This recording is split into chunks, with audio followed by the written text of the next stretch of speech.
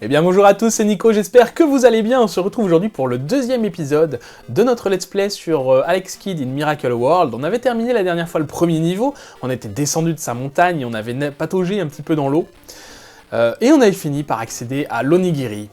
L'onigiri qui est la nourriture japonaise, j'ai recherché un petit peu, j'ai retrouvé le nom de ce que c'était, qui nous permet de sortir du niveau. Voilà.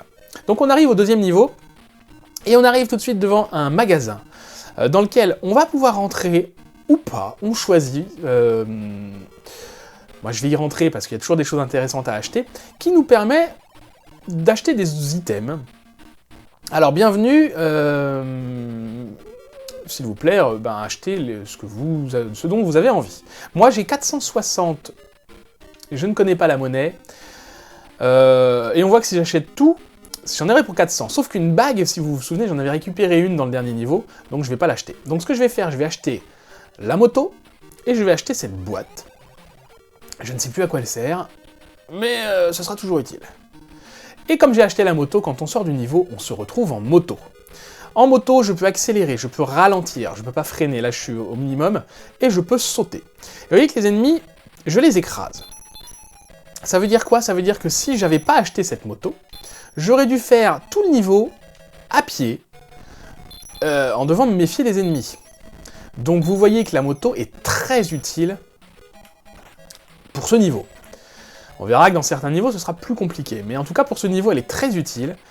Je récupère plein de vie, je suis indestructible sur cette moto, sauf si je touche les petites boules rouges, parce que ça fait ça.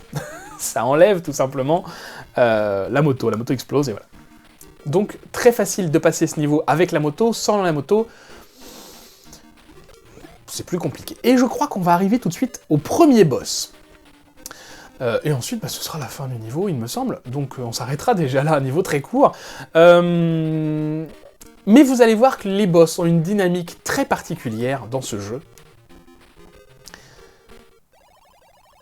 Déjà, vous voyez qu'il a une belle tête de poing fermé. Donc c'est Stonehead, le 4e cavalier du roi. Il nous laissera passer si on le bat à un match de Janken. Janken, pour ceux qui ne connaissent pas, c'est en fait pierre-feuille-ciseaux. Donc il va falloir jouer avec lui au pierre-feuille-ciseaux. L'avantage de ces combats, c'est que ce sont toujours les mêmes, c'est-à-dire que les boss ont toujours les mêmes combinaisons. En tout cas au départ, une fois qu'on a perdu, si jamais on n'a pas la bonne combinaison, là du coup ça devient aléatoire.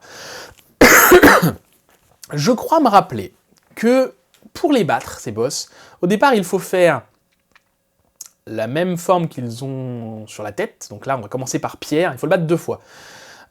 Et la fois d'après, là il faut réfléchir un petit peu, je crois que comme on fait Pierre le premier coup, lui il va penser qu'on fait Pierre le deuxième coup, donc il va faire feuille, du coup il faut qu'on fasse ciseaux. On va tester ça. Voilà, tu dois choisir entre papier, ciseaux et pierre avant que la musique s'arrête.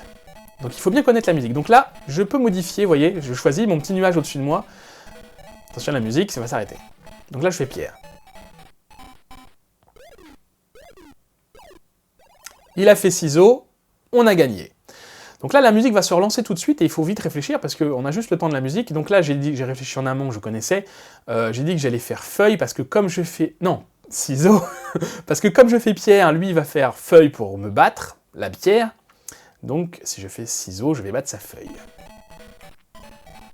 Je crois que cette technique-là fonctionne que pour les 2 premiers boss. Le 3e est un peu différent.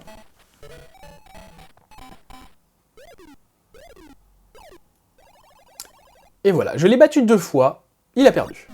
Si c'est moi qui perds 2 fois, c'est moi qui perds, je perds une vie. Il se transforme en onigiri, et on le mange. Et on va arriver au 3e niveau. Mais ce 3e niveau, écoutez, ce sera pour la prochaine fois. C'était un épisode très court, mais on a vu un boss, on a vu la moto. Écoutez, c'est pas mal pour un seul épisode. Je vous remercie beaucoup de l'avoir regardé, s'il vous a plu, et j'espère que c'est le cas. N'hésitez pas à le partager, à le liker. Je vous dis à la prochaine. En attendant, prenez soin de vous, et à bientôt.